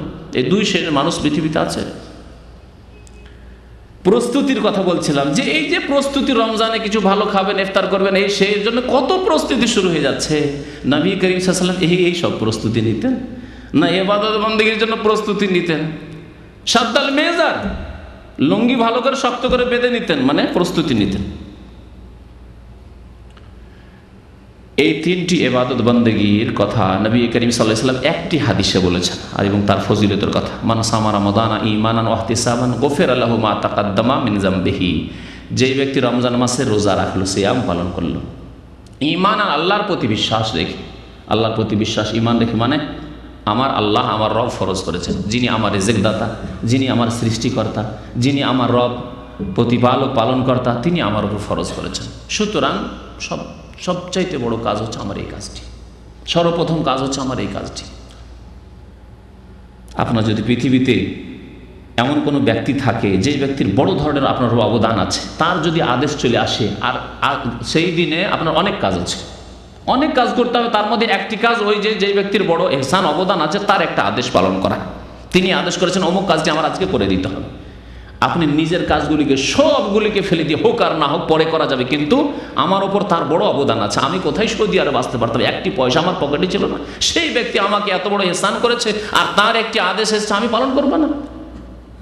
এইরকমের যে কোনো এহসান হোক না কেন, কারো হয়তো হেদায়েতের এহসান রয়েছে, যে আমি কত গুমরাহিতে ছিলাম আর সেই লোকটির মাধ্যমে আল্লাহ আমাকে হেদায়েত করেছে, সুতরাং তার একটি আজকে আদেশ এসেছে, এই আদেশ আমি পালন করবো না। এরকমের অনেক মন মেজাজ রয়েছে। তাহলে যার আপনার ওপর এহসান অবদান রয়েছে, তার অথচ সে মানুষ, আর তার যদি আপনার বিরুদ্ধাচরণ করে দেন তো আপনার কি করবে? এখন আপনি সচ্ছল হয়ে গেছেন। যেমন আপনি কত দুর্বল ছিলেন, আমি কত দুর্বল ছিলাম এককালে, তারপরে এখন পয়সা হয়েছে, এখন যৌবন এসেছে, এখন শক্তিশালী হয়েছি, এখন গাড়ি বাড়ি নারী হয়ে গেছে, এখন আর কি পরোয়া না। আল্লাহ রাব্বুল আলামিনের এহসান আর অসংখ্য এহসান, ওয়াইন তাউদ্দু নি'মাতাল্লাহি লা তুহসুহা, আল্লাহর নিয়ামতকে যদি গণনা করো, গণনা করতে পারবে না। তোমাকে যে মুসলমান করেছেন, এই এহসানের কি বদলা দেবে তুমি আল্লাহ রাব্বুল আলামিনকে? মুসলমান করেছেন, কেন তুমি খ্রিস্টান ঘরে পয়দা হওনি? আরেকজন খ্রিস্টান ঘরে জন্ম নিয়েছে, আল্লাহ তোমাকে মুসলিম পরিবারে জন্ম দিয়েছে, আল্লাহ তোমাকে চক্ষু দিয়েছেন। ফাবিআইয়ি আলাই রাব্বিকুমা তুকাজ্জিবান, আল্লাহর কোন নিয়ামতে তুমি অস্বীকার করবে? কোন নিয়ামতের কথা বলবে? আজকে জোহরের নামাজে এক লোককে দেখলাম, এই মসজিদে নামাজ পড়লো, পুরো রান নেই, রান কাটা, একটি পানি লাফিয়ে লাফিয়ে হাঁটছে, আল্লাহু আকবার। দেখার পরে সুবহানাল্লাহ বললাম, আলহামদুলিল্লাহিল্লাযী আফানি মিম্মা ইবতালাহু বিহি ওয়া ফাদ্দালানি আলা কাসীরিম মিম্মান খালাক তাফদীল। সামান্য একটি পায়ের কথা চিন্তা করুন, যে একটি লোকের পা নেই আর আপনার আছে। না থাকলে আপনার কি অবস্থা হতো? কতদূর হেঁটে যেতেন এভাবে লাফিয়ে লাফিয়ে? ফাবিআইয়ি আলাই রাব্বিকুমা তুকাজ্জিবান। তো সেই আল্লাহ রাব্বুল আলামিনের আদেশ রমজান মাসের রোজা, আর তার সামনে আপনার ব্যস্ততা, আমি ব্যস্ত, আমার কাজ খুব ভারী, সেই জন্য রোজা রাখা খুব মুশকিল হয়ে যাচ্ছে। কখন যে রোজার মাস শেষ হবে, এইভাবে রোজার মাসকে অভ্যর্থনা জানাবেন যে রোজার মাস আসলে মাথা ভারী হয়ে গেল, এত ঝামেলার কাজ, এত রৌদ্রের কাজ, এত কষ্টের কাজ, আর এই গরমের দিনে রোজা, ই বাবরি বাপ কখন রোজা শেষ হবে যে আমি এই মুক্তি পাবো? এইরকম মন মানসিকতা নিয়ে অনেকে রোজা রাখে। রোজা হয়তো রাখে, কিন্তু মন ভারী করে, মন বেজার, বুঝছেন না? মন বেজার হওয়া, সুখী নয়, মনে হচ্ছে রোজার মাস পেয়েছে। আল্লাহু আকবার। আপনার যে সবচাইতে বড় মুহসেন, যিনি আপনার পৃথিবীতে অস্তিত্ব দান করেছেন, লাম ইয়াকুন শাইয়্যাম মাযকুর, হাল আতা আলাল ইনসানি হিনুম মিনাদ দাহর লাম ইয়াকুন শাইয়্যাম মাযকুর। এমন দিন কি ছিল না যেই দিন তুমি কোনো ব্যক্তি ছিলে না, তোমার কোনো ওজুদ ছিল না, অস্তিত্ব ছিল না, তা কি ছিলে না তুমি? আল্লাহ তো তোমাকে সাপ ব্যাং করে তৈরি করেনি, তোমাকে তো পায়খানার পোকা করে তৈরি করেনি, তোমাকে আশরাফুল মাখলুকাত মানুষ, লাকাদ খালাকনাল ইনসানা ফি আহসানি তাকওয়িম আল্লাহ করেছেন। সুতরাং আল্লাহর ইহসানকে ভুলে গেলে হবে না। সবচেয়ে বড় কাজ হচ্ছে আল্লাহ রাব্বুল আলামিনের আদেশ পালন। ঈমান রেখে যে আল্লাহ ফরজ করেছেন, এবং আল্লাহর ফরজ হচ্ছে সবচেয়ে বড় ফরজ আমার জীবনে, এবং আমার সবচেয়ে বড় কামিয়াবি যে আমি এই কাজটি করেছি, আল্লাহর আদেশ পালন করেছি। এই জন্য দিনদার ধার্মিক মানুষের একদিন যদি জামাত ছুটে যায়, ফজর বা আসর কোনো জামাত যদি ছুটে যায়, তো তার সারাদিন আফসোসের শেষ নেই। বরং সালাফি সালেহিনরা সারাদিন কান্নাকাটি করতেন আর বলতেন যে হায় আমার ছেলে মারা গেছে, কত লোক আমাকে সান্ত্বনা দিতে এসছে। সালাফি সালেহিনের জীবনে এরকম বেশ কিছু ঘটনা রয়েছে সাহাবায়ে কেরাম তাবেঈনদের যুগে, যে ছেলে মারা গেছে বা মেয়ে মারা গেছে, কত লোক তাকে সান্ত্বনা দিতে এসছে, যে ধৈর্য ধারণ করুন ইত্যাদি ইত্যাদি, যে সান্ত্বনা যে দেয়, তাজিয়ত করে মানুষ। আর আমার ফজর নামাজ একদিন ছুটেছে, আর একটি লোক আমাকে তাজিয়ত করতে আসলো না, কেউ সান্ত্বনা দিতে আসলো। আল্লাহু আকবার। এ হচ্ছে ঈমান।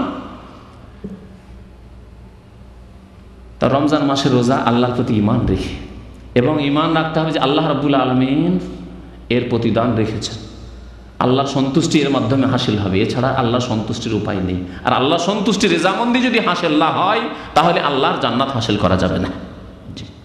শুধু আশা আকাঙ্ক্ষা দিয়ে জান্নাত হাসিল করা যায় না, জন্মগত ইসলাম দিয়ে জান্নাত হাসিল করা যায় না, ঈমান এবং সৎ আমলের মাধ্যমে জান্নাত হাসিল করতে হবে। ওয়াহতিসাবান, এবং নেকির উদ্দেশ্যে, দুইটি কথা নবী সাল্লাল্লাহু আলাইহি ওয়াসাল্লাম বলেছেন, ঈমান রেখে এবং নেকির আশা আকাঙ্ক্ষা নিয়ে কি করতে হবে? রোজা রাখতে হবে। তাহলে ফল কি? গফিরা লাহু, তার আল্লাহ গুনাহ মাফ করে দেবেন, মা তাকাদ্দামা মিন যামবিহি, অতীতের যা হয়েছে গুনাহ আল্লাহ রাব্বুল আলামিন তার অতীতের গুনাহ মাফ করে দেবেন। এই সম্পর্কে কি জানা আছে? অতীতের সব গুনাহ মাফ, না কিছু মাফ কিছু মাফ নয়? হ্যাঁ জি, ছোট গুনাহ মাফ হয়ে যাবে। সিয়াম পালনের মাধ্যমে ঈমান রেখে নেকির আশায় যদি কেউ রোজা করে, তাহলে ছোট গুনাহ মাফ হয়ে যাবে। বড় গুনাহ সম্পর্কে আশা রাখা যায়, ওলামারা বলেছেন আশা রাখা যায় যে তাও মাফ হবে, কিন্তু তার সাথে সাথে তওবাও করতে হবে, কারণ তওবার কথা বলা হয়েছে কোরআনে কারিমে বহুবার। আর কাবিরা গুনাহার ক্ষেত্রে আহলে সুন্নাত ওয়াল জামাত এই ক্ষেত্রে একমত সবাই যে তওবার শর্ত রয়েছে, তবে আল্লাহ ইচ্ছা করলে মাফ করতে। কোনো মানুষের সৎ আমল দেখে তওবা না করেও মাফ করতে পারেন, কিন্তু তওবার শর্ত আছে। আপনি গুনাহ করেছেন, আর প্রত্যেক মানুষ গুনাহগার, হয়তো আপনার টের নেই, যে আপনি জানেন না যে আপনার কাবিরা গুনাহ হয়েছে, কিন্তু হয়েছে। অনেক জীবনে এরকম আজকালকার গীবতের গুনাহ আর চুগলখড়ির গুনাহগুলি, যেগুলি পরনিন্দার গুনাহ, অনেক সময় আপনি চিন্তাই করেন না যে গুনাহ করলাম। একটি লোককে আক্রোশ করে একটি কথা বলেই দিলেন, অকথ্য ভাষা বলেই দিলেন, কাকে মুনাফিক বলে দিলেন, কাকে বেঈমান বলে দিলেন, আর ভাবলেন না যে কাবিরা গুনাহ করলাম। মিথ্যা কথা বলে দিলেন, খেয়ালই করলেন না যে আমি মিথ্যা কথা বলেছি, কিন্তু আমল নামে লেখা হয়ে গেছে। তো এইরকম কত গুনাহ আপনার অচেতন অবস্থায় হয়ে যাচ্ছে বা আপনার অবহেলায় হয়ে যাচ্ছে, সুতরাং সবসময় তওবা করতে হবে। অতীতের গুনাহ আল্লাহ রাব্বুল আলামিন মাফ করে দেবেন, সাগীরা মাফ করবেন, কাবীরাও মাফ হয়ে যাবে, কিন্তু তার সাথে তওবা লাগাইতে হবে, তওবা করতে থাকতে হবে। আল্লাহ মাফ করে দাও, আল্লাহর কাছে ইস্তিগফার করতে হবে, কামনা করতে হবে। ওয়ামান কামা রমাদানা ঈমানান ওয়া ইহতিসাবান, দ্বিতীয় আমলের কথা, যে ব্যক্তি রমজান মাসের কিয়াম করবে, এখানে কামা রমজান বলেছেন, অর্থাৎ রমজান মাসে কিয়াম করবে। কিয়াম এই জন্য বলা হয়েছে, নামাজকে কিয়াম কেন বলা হলো? তাহলে বোঝা গেল যে দীর্ঘক্ষণ দাঁড়িয়ে কোরআন তিলাওয়াত করা, এটি হচ্ছে তাহাজ্জুদের নামাজের ইবাদত, আর এটি হচ্ছে তারাবির নামাজের ইবাদত। এই জন্য এটি কিয়ামে রমাদান বলা হয়, কিয়াম বলা হয়েছে। ইয়া আইয়ুহাল মুযাম্মিল কুমিল লাইলা ইল্লা কালিলা, তুমি কিয়াম করো। দীর্ঘক্ষণ দাঁড়িয়ে নবী করিম সাল্লাল্লাহু আলাইহি ওয়াসাল্লাম এই আয়াত সূরা মুযাম্মিল নাযিল হওয়ার পরে কি করতেন? তাহাজ্জুদ পড়তেন কিনা, ইবাদত করতেন। তাই নবী করিম সাল্লাল্লাহু আলাইহি ওয়াসাল্লামের পা ফুলে যেত, হাত্তা তাওয়াররামাত কাদামাহু, নবী করিম সাল্লাল্লাহু আলাইহি ওয়াসাল্লামের দুই পা ফুলে যেত। মা আয়েশা রাদিয়াল্লাহু তাআলা বলেন, ইয়া রাসূলুল্লাহ, আপনি আল্লাহর রাসূল, সাইয়্যিদুল আম্বিয়া, আপনি খাতামুন নবীন, আপনি কেন? আপনার ওয়াকাদ গাফারাল্লাহু লাকা মা তাকাদ্দাম মিন যামবিকা ওয়া মা তাআখারা, আপনার আগের পরে সব গুনাহ মাফের আল্লাহ ঘোষণাই করে দিয়েছেন। সূরা ফাতহাতে রয়েছে, ইন্না ফাতাহনা লাকা ফাতহাম মুবিনা লিয়াগফিরা লাকা আল্লাহু মা তাকাদ্দাম মিন যামবিকা ওয়া মা তাআখার। তোমাকে আল্লাহ সুস্পষ্ট বিজয় হে নবী দান করেছেন, যাতে করে তোমার আগের পরে সব গুনাহ মাফ করে দেওয়া হয়। ঘোষণা আল্লাহ রাব্বুল আলামিন করে দিয়েছেন নবী করিম সাল্লাল্লাহু আলাইহি ওয়াসাল্লামের ক্ষেত্রে। তারপরে এরকম কষ্ট করে ইবাদত করা, শরীরের পা ফুলে যাচ্ছে, এইরকম এত কষ্ট কেন করছেন আপনি ইবাদত বন্দেগীতে? তখন নবী করিম সাল্লাল্লাহু আলাইহি ওয়াসাল্লাম কি বলেছেন? আফালা আকুনু আবদান শাকুরা, আল্লাহ যে আমার মাফ করে দিলেন, আল্লাহ যে আমাকে সাইয়্যিদুল আম্বিয়া করলেন, আমাকে শেষ নবী করলেন, সৃষ্টির সেরা করলেন, তো আল্লাহরও কি হক রয়েছে কিনা? তার কি আমি শুকরিয়া বেশি বেশি করব না? তাহলে যত বড় ইহসান রয়েছে তত বেশি শুকরিয়া আদায় করা উচিত। যত সুস্থ আপনি তত বেশি শুকরিয়া আদায় করা উচিত। আর সুস্থ হলে আমরা আল্লাহকে ভুলে যাই, আর অসুস্থ হয়ে বালা মুসিবত পড়ে তখন আল্লাহ মনে আসে। এগুলো আমাদের চরিত্র। নবী করিম সাল্লাল্লাহু আলাইহি ওয়াসাল্লাম বলছেন না, আমি আল্লাহর উপরে আমার উপর বড় ইহসান করে, সুতরাং ইবাদতও বড় হইতে হবে আমার, শুকরিয়াও বড় হইতে হবে আমার। যারা আল্লাহর প্রতি ঈমান রেখে এবং নেকির উদ্দেশ্যে রমজানের কিয়াম করলো, অর্থাৎ তারাবিহ পড়লো, গফিরা লাহু মা তাকাদ্দাম মিন যামবি, তারও অতীতের গুনাহ মাফ। ওমান কামা লাইলাতুল কদরে ঈমানান ওয়া ইহতিসাবান গফিরা লাহু মা তাকাদ্দাম মিন যামবিহি। আর যে ব্যক্তি লাইলাতুল কদরে কি করলো, রাত্রি যাপন করলো, কিয়াম করলো, সারা রাত ইবাদত বন্দেগী করলো। বিভিন্ন রকমের ইবাদত করেন আপনি, একরকমের করতে পারবেন না, একরকমের করতে আপনাকে হয়তো গাফিলতি চলে আসতে পারে। গফিরা লাহু মা তাকাদ্দাম মিন যামবিহি, তাহলে অতীতের গুনাহ মাফ। এই তিনটি ইবাদতের কথা বললাম। চতুর্থ ইবাদত বলেন? জি, রমজান মাসের চতুর্থ ইবাদত, রমজান মাসের ইবাদত, খাস ইবাদত চাইছি, পরে ওগুলো বলবেন। রমজান মাসে সেই ইবাদত হয় এতেকাফ। এতেকাফ, এতেকাফ সুন্নাত নবী করিম সাল্লাল্লাহু আলাইহি ওয়াসাল্লামের রমজান মাসে। তবে রমজান ছাড়া অন্য মাসে যদি কেউ করে তাহলে করতে পারে, কিন্তু নবী করিম সাল্লাল্লাহু আলাইহি ওয়াসাল্লাম রমজান মাসের শেষ 10 দিনে এতেকাফ করেছেন সারা জীবন ধরে, যখন থেকে এতেকাফ শুরু করেছেন বা এতেকাফের বিধান এসেছে। কোরআনে আল্লাহ রাব্বুল আলামিন এতেকাফের কথা উল্লেখ করেছেন এই রোজা প্রসঙ্গে যে আয়াত রয়েছে সেই আয়াতগুলিতে, ওয়ালা তুবাশিরুহুন্না ওয়া আনতুম আকিফুনা ফিল মাসাজিদ, যখন তোমরা এতেকাফ অবস্থায় মসজিদে থাকবে তখন তোমরা নারীদেরকে স্পর্শ করবে না। এই বিধান আল্লাহ রাব্বুল আলামিন উল্লেখ করেছেন। তাহলে এতেকাফ একটি বড় ইবাদত। ইসলামে বৈরাগ্যবাদ নেই, রুহবানিয়াত নেই, সংসার ত্যাগ হওয়ার নেই, ইসলামে জায়েজ নেই। কেউ সংসার ত্যাগ করবে, বিবাহ শাদী করবে না, বা বিবাহ শাদী করেছে কিন্তু তারপরে না আমি আর দেখা দেখি করবো না, যাই আমি গিয়ে একটা ঘর তৈরি করেছি সেখানে সবসময় ইবাদত বন্দেগী করবো। খানকা, খানকা বুঝেন কি? আমাদের দেশে অনেক খানকা আছে, কিন্তু এই যে খানকাহিয়াত এটিকে বলা হয় উর্দু ভাষা, ইসলামে এই খানকা নেই। লা রহবানিয়াত ফিল ইসলাম, নবী করিম সাল্লাল্লাহু আলাইহি ওয়াসাল্লাম বলেছেন ইসলামে রহবানিয়াত বৈরাগ্যবাদ নেই। সন্ন্যাসী সেজে যাওয়া, বনে জঙ্গলে ইবাদত বন্দেগী করা, ইহুদি খ্রিস্টানদের মতো বা হিন্দুদের মতো, এসব নেই। তবে 10 দিন আছে বছরে মাত্র, 10 দিন নবী করিম সাল্লাল্লাহু আলাইহি ওয়াসাল্লাম আমাদের জন্য রেখে গেছেন। 10 দিন তুমি সংসার ত্যাগ করে দাও, কাজকর্ম ত্যাগ করে দাও, দুনিয়ার সাথে সম্পর্ক ছেদ করো, আর একমাত্র আল্লাহ রাব্বুল আলামিনের সাথে সম্পর্ক রাখো। এই 10টি দিন আল্লাহ আমাদেরকে সুযোগ দিয়েছে এতেকাফ, মসজিদে অবস্থান করা। আর রমজান মাসের ইবাদত, খাস ইবাদত, জি, রমজান মাসের ওমরা। ওমরা যদি অন্য মাসে আছে, কিন্তু রমজান মাসের ওমরার স্পেশাল ফজিলত রয়েছে। প্রিয় নবী মুহাম্মদ রাসূলুল্লাহ সাল্লাল্লাহু আলাইহি ওয়াসাল্লাম ইরশাদ করেছেন, উমরাতুন ফি রমাদানা তাআদিলু হাজ্জাতান। রমজান মাসের একটি উমরা, হ্যাঁ, কত? হজের সমান। আর একটি রিওয়ায়াতে হাদিসে রয়েছে আও কালা হাজ্জাতান মাই, আমার সাথে হজ করার সমান। সওয়াবের দিক দিয়ে, নেকির দিক দিয়ে, ফরজ আদায় হওয়ার দিক দিয়ে নয়, কথাটি মনে রাখবেন। কারণ ছোট হজ করা আমাদের দেশীয় প্রথায় অনেকে এখানে আছেন যে হুজুর ছোট হজ করেছে, আর সারা জীবন ওই উমরা দিয়ে একটি করে টুরে দেশে চলে গেল, হজ করলো না বলে ছোট হজ করেছি। ছোট হজ ইসলামে নেই। যেমন ছোট হজও নেই, বড় হজও নেই। বড় হজ নেই মানে কি জানেন? একটা আমাদের হজ্জে আকবরীর কথা, একটা বিদাতি কথা আছে যে শুক্রবারে যদি আরাফার দিন হয়ে যায় তাহলে হজ্জে আকবরী হয়ে গেল। আর হজ্জে আকবরী হয়ে গেলে নাকি 70 গুণ বেশি নেকি হলো, মানে এক হজ করে 70 হজের নেকি।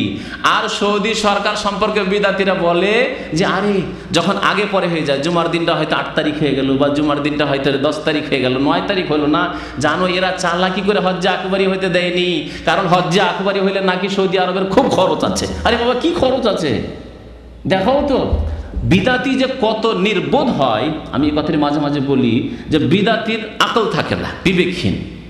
যারা শিরক করে আর বিদাত করে তাদের কিন্তু আকল থাকে না, জ্ঞান বুদ্ধি নেই। আপনার শুক্রবারে আরাফা হলে সৌদি আরবের সরকারের খরচই বা কি আছে যে এরকম কথা বিদাতিরা বলে? শুনেছেন কোনোদিন এরকম কথা? শুনেছি। ভারত, বাংলাদেশ, পাকিস্তানের বহু বিদাতির কাছে শুনেছি। আমার সামনে এসে বলছে একবার এই ছিল যে এই শুক্রবারে হতে দিল না, এই শুক্রবারে আরাফাটা হইতে দিল না, হজ্জে আকবরীটা হইতে দিল না আমাদের। বুঝতে পেরেছেন? এইরকম বিদাতিদের, নির্বোধদের মতো কথাবার্তা বিদাতিদের দ্বারাই হইতে পারে, এমন কোনো ফজিলত নেই। তবে নবী করিম সাল্লাল্লাহু আলাইহি ওয়াসাল্লাম যেই বছরে হাজ্জাতুল ওয়াদা বিদায় হজ করেছিলেন সেই বছরে আরাফার দিনটি জুমার দিন ছিল, ব্যাস এতটুকু, আর কিছু না। এর কমও না, এর বেশিও না। তো রমজান মাসে ওমরা করবেন, কিন্তু ওমরা একটি ওমরা এক সফরে। আর যদি বেশি ওমরা করতে হয় তো তাইফ চলে আসেন, মদিনা চলে যান, দিয়ে আবার মিকাত থেকে ওমরা করেন। কিন্তু মসজিদে আয়েশা, মসজিদে তানিমে যাবেন, 2 রিয়ালে, আবার 2 রিয়ালে আসবেন, আর দিনে 2-4-5টি করে ওমরা করবেন। এই ওমরা না রমজানের বাইরে আছে না রমজানে আছে। এরকম করে জীবনকে কষ্ট দেবেন না, কষ্টও দেবেন আর ফলও হবে না, কিছু নেকিও হবে না, এরকম কাজ করবেন না। নবী করিম সাল্লাল্লাহু আলাইহি ওয়াসাল্লাম 4 সফরে মাত্র 4টি ওমরা করেছেন। সুতরাং লাকাদ কানা লাকুম ফি রাসূলিল্লাহি উসওয়াতুন হাসানাহ। আল্লাহ রাসূল সাল্লাল্লাহু আলাইহি ওয়াসাল্লাম এই পদগুলি জানতেন না যে দাম্মামের লোকেরা এক যুগে 80 টাকায় যাবে আর 8টি উমরা করবে? এটি জানতেন না। তো আমিও করি, রাসূলুল্লাহ সাল্লাল্লাহু আলাইহি ওয়াসাল্লাম এই রাস্তাটি কেন করেননি? তিনি ধরেননি কেন এই রাস্তা? তাহলে ইসলামে থাকলে অবশ্যই নবী করিম সাল্লাল্লাহু আলাইহি ওয়াসাল্লাম এই তরিকা ধরতেন। সুতরাং এই তরিকা বাদ দিতে হবে। কতটি হলো ইবাদত? 5টি হয়েছে। 6 নম্বরে বেশি বেশি তিলাওয়াত করা। বেশি বেশি তিলাওয়াত করা, শুধু তেলাওয়াত করা বললাম না, বেশি বেশি তেলাওয়াত করা। কারণ রমজান মাস ওলামারা বলেছেন শাহরুল কোরআন, কারণ এই মাসে কোরআন নাযিল হয়েছে। শাহরু রমাদান আল্লাযী উনজিলা ফীহিল কোরআন। আর কোরআনের মাস আরেক দিক দিয়েও নবী করিম সাল্লাল্লাহু আলাইহি ওয়াসাল্লামের ওপর গত যতটা কোরআন নাযিল হতো, যখন রমজান মাস আসতো জিবরাইল আলাইহিস সালাম আল্লাহর পক্ষ থেকে আসতেন, আর আসার পরে গোটা রমজান নবী করিম সাল্লাল্লাহু আলাইহি ওয়াসাল্লামের কাছে রাত্রে এসে বসতেন আর কোরআন রিভাইজ করাইতেন, দৌড় করাইতেন। কোরআন আমাদের দেশীয় হেফজখানার ভাষায় দৌড় করা, আর এখানে আরবি ভাষায় মুরাজা করা বলা হয়। মুরাজা মানে রিভাইজ করা, যতটুকু মুখস্থ হয়েছে হাফেজের ততটাকে দোহরানো, এই কাজটি করাইতেন। আর শেষ বছরে, যেই বছরে নবী করিম সাল্লাল্লাহু আলাইহি ওয়াসাল্লামের ইন্তেকাল হয়ে যায়, রবিউল আউয়াল মাসে ইন্তেকাল হয়ে গেল, তার আগের রমজানে আরাজাল কোরআন মাররাতাইন, নবী করিম সাল্লাল্লাহু আলাইহি ওয়াসাল্লাম 2 বার করে জিবরাইল আলাইহিস সালামকে কোরআন শুনিয়েছেন। নবী করিম সাল্লাল্লাহু আলাইহি ওয়াসাল্লাম কোনো সাহাবীকে কোরআন শোনাননি, কারণ সাহাবী কোরআন শুনলে নবী সাল্লাল্লাহু আলাইহি ওয়াসাল্লামের যদি কোনো জায়গায় যদি একটু হেরফের হয় তো ধরার কিছু আছে, বলে এটি ঠিক, কারণ রাসূলুল্লাহ সাল্লাল্লাহু আলাইহি ওয়াসাল্লাম তেলাওয়াত করছেন। সেই জন্য আল্লাহ রাব্বুল আলামিন জিবরাইলকে পাঠিয়েছেন, যার মাধ্যমে কোরআন নাযিল হয়েছে, তিনি শুনবেন রাসূলুল্লাহ সাল্লাল্লাহু আলাইহি ওয়াসাল্লামের কোরআন। জি, 2 বার করে কোরআন খতম করেছেন নবী করিম সাল্লাল্লাহু আলাইহি ওয়াসাল্লাম শুনিয়ে, যে শুনিয়ে জিবরাইল আলাইহিস সালামকে। আর কোরআন তেলাওয়াত করতেন নবী করিম সাল্লাল্লাহু আলাইহি ওয়াসাল্লাম ইয়াকরা আয়াতান আয়াতান, হাদিস রয়েছে, এক একটি আয়াত পড়তেন আবার স্টপ করে দিতেন। আলহামদুলিল্লাহি রাব্বিল আলামিন আর রহমানির রহিম মালিকি ইয়াউমিদ্দিন, এইভাবে তেলাওয়াত করতেন। আমাদের দেশীয় তেলাওয়াত, এই তেলাওয়াত আল্লাহু আকবার, কি যে হবে এর পরিণাম আল্লাহ ভালো জানেন। কোরআনের সাথে যে কত বেয়াদবি, যে কোরআনকে এমনভাবে পড়া হচ্ছে যে অর্ধেক ভিতরে থেকে গেল, অর্ধেক বাইরে হলো, স্পষ্ট কিছুই বোঝা গেল না, না পড়ানেওয়ালা বুঝলো না শ্রোতারাই বুঝলো। বেশি বেশি কোরআন তেলাওয়াত করতে হবে। আর ইবাদত রমজান মাসের বেশি বেশি সাদকা করা, বেশি বেশি সাদকা খয়রাত করা। নবী করিম সাল্লাল্লাহু আলাইহি ওয়াসাল্লাম সম্পর্কে হাদিস রয়েছে, কানা রাসূলুল্লাহ আজওয়াদান নাস, নবী করিম সাল্লাল্লাহু আলাইহি ওয়াসাল্লাম সবচেয়ে বড় দাতা ছিলেন। ওয়া কানা আজওয়াদা মা ইয়াকুনু ফি রমজান, বুখারী শরীফের হাদিস। আর রমজান মাসে আরো বেশি তিনি দাতা এবং সাকি হয়ে যেতেন। হিনা ইয়ালকাহু জিবরিল, যখন জিবরিল আলাইহিস সালাম সাক্ষাৎ করতেন।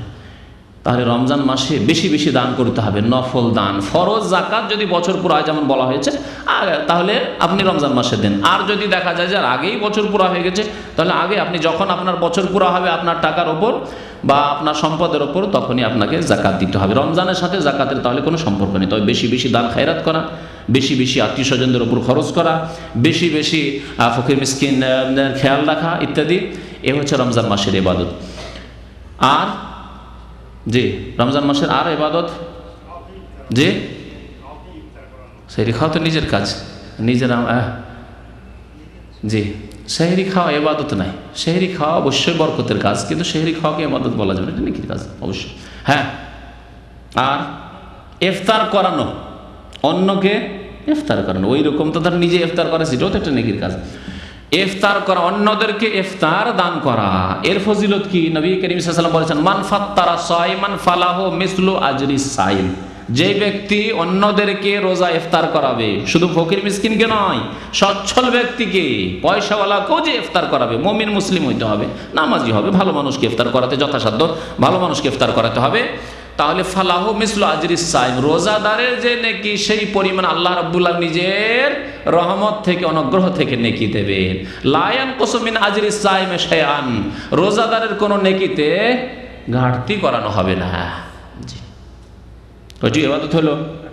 জি, আর কিছু? হ্যাঁ, আর কোন ইবাদত আছে কিনা? রমজান মাসে রোজার অবস্থায়, আর বিশেষ করে রোজা ইফতারির পূর্বে, ইফতারির পূর্ব মুহূর্তে দোয়া করা, আর আল্লাহকে বেশি বেশি স্মরণ করা, আল্লাহর জিকির আজকার করা। জিকির আজকার যেগুলো সুন্নতি জিকির আজকার রয়েছে, সুবহানাল্লাহ, আলহামদুলিল্লাহ, ওয়া লা ইলাহা ইল্লাল্লাহ, লা হাওলা ওয়া লা কুওয়াতা ইল্লা বিল্লাহ, আল্লাহু আকবার, সুবহানাল্লাহি ওয়া বিহামদিহি, সুবহানাল্লাহিল আযীম, যতগুলি হাদিসে জিকির আজকার রয়েছে, সকালের দোয়া, সন্ধ্যার দোয়া, নামাজের পরের যে যতগুলি দোয়া রয়েছে ইত্যাদি, এগুলির খেয়াল রাখা। দৈনন্দিন জীবনে যেসব দোয়া, বাড়ি থেকে বের হওয়ার দোয়া, বাড়িতে ঢোকার দোয়া, গাড়িতে চাপার দোয়া, এগুলো তো সবসময় পড়তে হবে, কিন্তু বেশি বেশি ইহতিমাম করা আর দোয়া করা। জীবনে যা চাইতে হবে দুনিয়া এবং আখিরাতের কল্যাণ, তা চাওয়া এই রমজান মাসে, কারণ রোজার অবস্থায় দোয়া কবুল হওয়ার বেশি আশা রয়েছে। দুটি হাদিস এই ক্ষেত্রে প্রমাণ করে। দাওয়াতুস সায়েমে লা তুরাদ, রোজাদারের দোয়া খণ্ডন হয় না। তাহলে সারাদিন যে কোনো সময় রোজাদার যদি দোয়া করে তা খণ্ডন হয় না। আর বিশেষ করে হিনা ইফতার আরেক হাদিস রয়েছে, ইফতারির পূর্ব মুহূর্তে কেউ যদি দোয়া করে, এই সময়টি গল্প না করে আর খাওয়া দাওয়া পাকশাকে এত ব্যস্ত না থেকে অল্প কিছু নিয়ে, বা যেখানে আলহামদুলিল্লাহ ইফতার ক্যাম্প রয়েছে সেখানে বসেন, দিনের কথাও শুনেন আর মনে মনে দোয়া করতে থাকেন, আর কানকে সজাগ রেখে দিনের কথাও যদি হয়, আলোচনা হয়, তাও শুনতে থাকেন। আলহামদুলিল্লাহ, আপনি সব রকমের খায়ের পেয়ে গেলেন। আপনি এত ব্যস্ত না থেকে পাকশাকে আর খাওয়া দাওয়া নিয়ে আর পার্টি করা নিয়ে আর বন্ধু বান্ধব নিয়ে এসব দুনিয়াদারি না করে আপনি দিন কিছু করেন, দোয়া করেন। এ হচ্ছে দোয়া ইবাদত রমজান মাসে। 10 নম্বরের ইবাদত হচ্ছে তওবা এবং ইস্তিগফার। যা জীবনে ভুল হয়েছে ইউটার্ন করেন, ফিরে আসেন, ফিরে আসেন আল্লাহ রাব্বুল আলামিনের দিকে, ফিরে আসেন জান্নাতের পথে, এবং আল্লাহর কাছে বেশি বেশি ইস্তিগফার করেন। নবী করিম সাল্লাল্লাহু আলাইহি ওয়াসাল্লাম দিনে কতবার ইস্তিগফার করতেন? 100 বার করে ইস্তিগফার করতেন। আর আরেকজন সাহাবী উল্লেখ করেছেন যে একই মজলিসে কিছুক্ষণ বসে আছেন নবী করিম সাল্লাল্লাহু আলাইহি ওয়াসাল্লাম, ফিল মাজলিসিল ওয়াহিদ কুন্না নাসমা, আমরা শুনতাম নবী করিম সাল্লাল্লাহু আলাইহি ওয়াসাল্লাম থেকে বারবার করে তিনি বলতে থাকেন আস্তাগফিরুল্লাহ ওয়া আতুবু ইলাইহি। মজলিসে বসে আছেন, গল্প চলছে বা কোনো কথাবার্তা হচ্ছে, তার মধ্যেই মাঝে মাঝে একবার করে বলতেন আস্তাগফিরুল্লাহ ওয়া আতুবু ইলাইহি, আস্তাগফিরুল্লাহ ওয়া আতুবু ইলাইহি। আপনার নিয়তটা খালেস থাকতে হবে, রিয়াকারি করিয়েন না, লোক দেখানো করিয়েন না যে লোকে খুশি হবে আমার ইস্তিগফার শুনে, এরকম না। কিন্তু আল্লাহ সন্তুষ্ট যেন আপনি করছেন, মজলিসে বসে আছেন, আপনি আওয়াজ উঁচা করেও বলেন, কারণ সাহাবারা যখন শুনতেন নবী করিম সাল্লাল্লাহু আলাইহি ওয়াসাল্লাম থেকে, তাহলে বোঝা গেল যে মাঝে মাঝে আওয়াজ উঁচা করেও তওবা ইস্তিগফার করা ভালো। আস্তাগফিরুল্লাহ ওয়া আতুবু ইলাইহি। নবী করিম সাল্লাল্লাহু আলাইহি ওয়াসাল্লাম আরেকটি ইস্তিগফার করতেন, আস্তাগফিরুল্লাহ আল্লাযী লা ইলাহা ইল্লা হুয়াল হাইয়ুল কাইয়্যুম ওয়া আতুবু ইলাইহি। আল হাইয়ুল কাইয়্যুমের সিফাতের সাথে যেগুলোকে ইসমে আযম বলা হয়েছে নবী করিম সাল্লাল্লাহু আলাইহি ওয়াসাল্লামের কিছু হাদিসে। তো এই সব দোয়াগুলি, বাকি আমাদের দেশে আস্তাগফিরুল্লাহ রাব্বি মিন কুল্লি যামবিন ওয়া আতুবু ইলাইহি যে পড়া হয়, সেটি আলেমদের কোনো হাদিসে পাওয়া যায় না। তবে যদি সেইভাবে কেউ যদি তওবা করে অসুবিধা নেই, আপনি নিজের ভাষায় যখন আল্লাহ আমাকে মাফ করে দাও বলতে পারেন, তার আরবিতেও যদি বানিয়েই বলেন তো কোনো অসুবিধা নেই ইনশাআল্লাহ। তবে নবী করিম সাল্লাল্লাহু আলাইহি ওয়াসাল্লামের বরকতময় জবান থেকে যে দোয়াগুলি বেরিয়েছে সেগুলোর সাথে কোনো দোয়ার তুলনা চলে না। চলে কি? কোরআনের দোয়া একটি আর হাদিসের দোয়া আপনার নিজের বানানো দোয়া, আপনি তো নিজেই বিবেক করতে পারছেন যে এই দোয়াতে পার্থক্য রয়েছে, ঠিক না? আপনি বলছেন রব্বানা আতিনা ফিদ দুনিয়া হাসানা ওয়া ফিল আখিরাতি হাসানা ওয়া কিনা আযাবান নার, এই একটি দোয়া হলো। আর একটি দোয়া হচ্ছে আল্লাহুম্মা ইন্নী যালামতু নাফসি যুলমান কাসীরা ওয়া লা ইয়াগফিরু যুনুবা, এটি হচ্ছে হাদিসের দোয়া। আর একটি দোয়া আল্লাহ আমি বড় অন্যায় করেছি, আল্লাহ তুমি আমাকে মাফ করে দাও, এটি আপনার ভাষার দোয়া। তাহলে এই তিন ভাষাতে অবশ্যই পার্থক্য আছে। আল্লাহ রাব্বুল আলামিনের কালামের ভাষা, কোরআন কারীমের ভাষা, প্রিয় নবী মুহাম্মদ সাল্লাল্লাহু আলাইহি ওয়াসাল্লামের মোবারক জবানের ভাষা, সেই ভাষার দোয়াগুলিও মুখস্থ করার চেষ্টা করতে হবে। আল্লাহ রাব্বুল আলামিন আমাদের যেন নেক আমলের তৌফিক দান করেন, আল্লাহ যেন আমাদের অতীতের গুনাহ খাতা মাফ করে দেন, আমাদেরকে খালেস অন্তর থেকে তওবা করার জন্য তৌফিক দান করেন। আমিন। ওয়া সাল্লাল্লাহু আলা নবিয়িনা মুহাম্মদ ওয়া আলা আলিহি ওয়া সাহবিহি আজমাইন।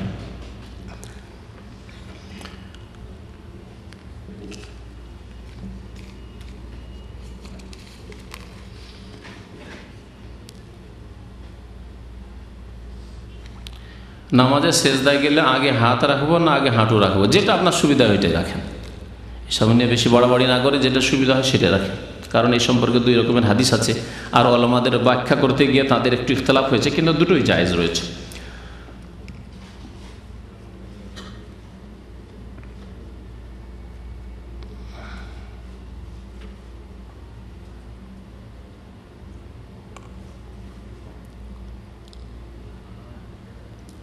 এক ভাই লিখেছেন যে কোনো ইমাম নামাজের অবস্থায় আছে কিন্তু কাপড় টাকনোর নিচে আছে,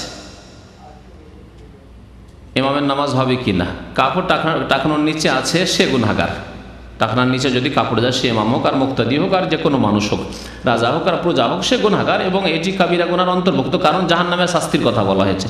আর ওলামারা বলেছেন যেই গুনার কারণে জাহান্নামের শাস্তির কথা বলা হয়েছে সেটি সাগিরা কখনো নয়, সেটি কাবিরা গুনাহ। সুতরাং তাকে সতর্ক করা উচিত আপনার, এবং তার সতর্ক হওয়া উচিত, ভালোভাবে তাকে নসিহত করেন। বাকি এইরকম ইমামের পেছনে নামাজ হবে যদি নামাজ শুরু করে দিয়ে থাকে অথবা অন্যের পক্ষ থেকে নিযুক্ত থাকে, আপনি সেখানে নামাজ পড়ে ফাসেকের পিছনে নামাজ হবে, যে কোনো ফাসেক গুনাহগারের পিছনে নামাজ হবে। কাবিরা গুনাহও যদি করে কোনো মুসলিম আর নামাজ পড়ছে, নামাজ শুরু হয়েছে, তাহলে বিচ্ছিন্নভাবে আলাদা আবার নামাজ শুরু করা কোনো মতে জায়েজ নয়, বরং সেই ফাসেক ইমামের পিছনে নামাজ হবে। তবে ইমাম যখন নির্বাচনের ব্যাপার প্রশ্ন আসবে না, ভালো দেখে নির্বাচন করতে হবে। ধরেন গ্রামের লোক মিলে আপনারা এখন ইমাম নির্বাচন করছেন, আর দেখছেন এই লোকটি টাকনার নিচে কাপড় নিয়ে এসছে, ইমামের কি নিয়ে আশা, ইমামতির আশা নিয়ে যে ইমাম হবে, আপনার চাকরির জন্য এসেছে, অথবা সে ফ্রি ইমামতির সার্ভিস দেবে, কিন্তু সে টাকনার নিচে কাপড় রাখে, তাহলে তাকে অবশ্যই আপনারা মনোনয়ন করবেন না, তাকে আপনারা অবশ্যই চয়েস করবেন না। এই ক্ষেত্রে গুনাহগার হইতে হবে যদি কোনো ফাসেক লোককে কেউ ইমাম চয়েস করে। বাকি আমাদের উপর চাপিয়ে দেওয়া হয়েছে, ক্যাম্প বসের পক্ষ থেকে, ক্যাম্পে আছেন আপনি, অথবা সরকারের পক্ষ থেকে, অথবা কোনো গ্রামের পক্ষ থেকে, আর আপনি সেই গ্রামে আপনার কথা চলবে না, আপনার পরামর্শ ছাড়া তার বেশি আপনি কিছু বলতে পারবেন না হয়তো, সুতরাং সেখানে নামাজ পড়তে হবে নাকি, যে কোনো ফাসেকের পেছনে নামাজ হবে। জি। ও সাল্লাল্লাহু আলা নবিয়িনা মুহাম্মদ ওয়া আলা আলিহি ওয়া সাহবিহি।